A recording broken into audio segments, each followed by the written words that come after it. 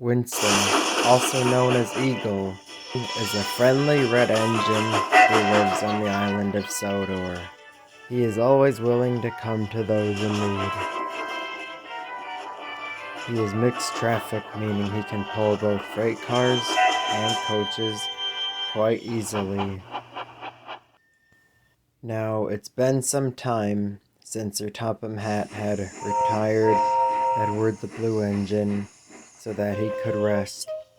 He did feel lonely, but Winston was always there to tell Edward the news whenever he wasn't working. This made Edward feel a little better. One day, after Winston had finished his work, he went to visit Edward as usual.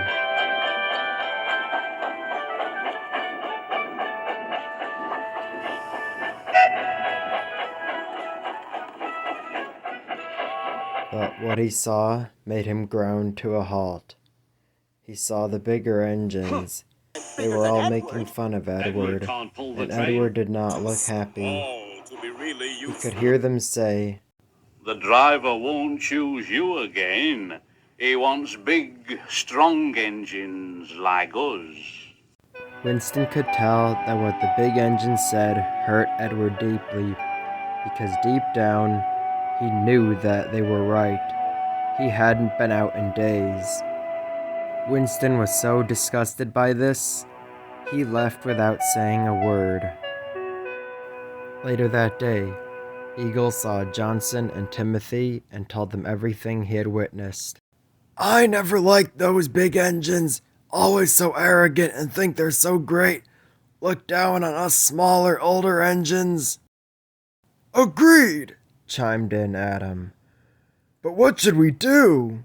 They all thought for a moment, till Winston got an idea.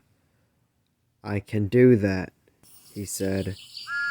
The next morning, Winston got up earlier than usual, before the driver and fireman had a chance to arrive and start work on the engines. "Now, driver, now, fireman," he whispered to his crew. Winston's crew stepped out and walked toward Edward. They looked at him, and you can guess what they said. "What's the matter? Are you feeling sad? Would you like to come out today? And Edward said, "Oh, yes, please."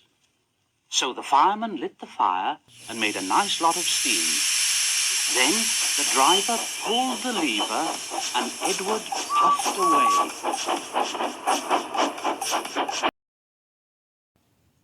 The other engines were very cross at being left behind.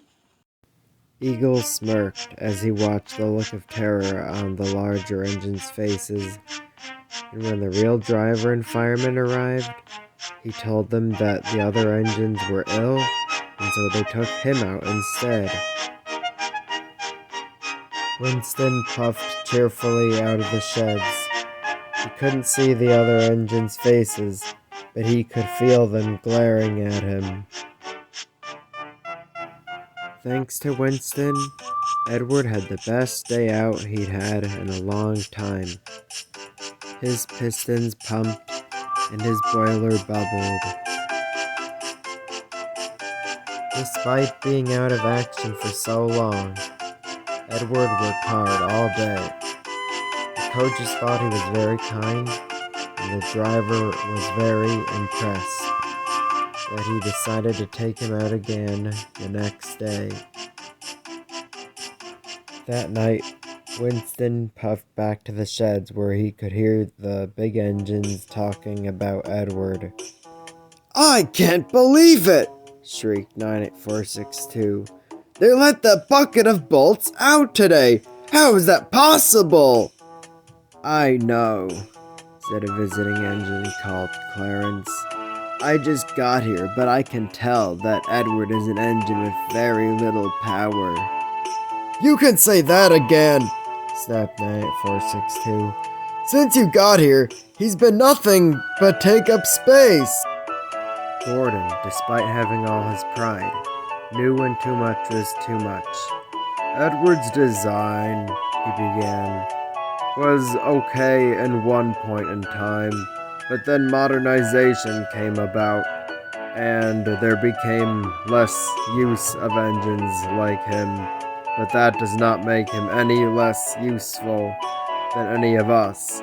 However, his importance will never equal to mine, as I cannot picture him helping me in any type of way. After all, he's just a little engine. At that moment, 98462-87546 and Clarence all piped up and began arguing with Gordon. At that moment, Winston puffed into the sheds. "I see we're talking about Edward," he smirked. "Yes," stuttered Gordon. "I was just telling them that Edward is a really useful fellow and deserves nothing more than our. Oh, I see," interrupted Winston. "Well, I suggest it be your best interests to keep it that way. And, speak of the engine, I hear that Edward's going out again tomorrow." 98462-87546 and Clarence all jumped.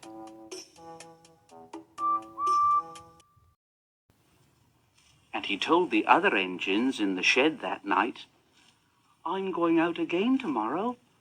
What do you think of that, But he didn't hear what they thought, for he was so tired and happy that he fell asleep at once.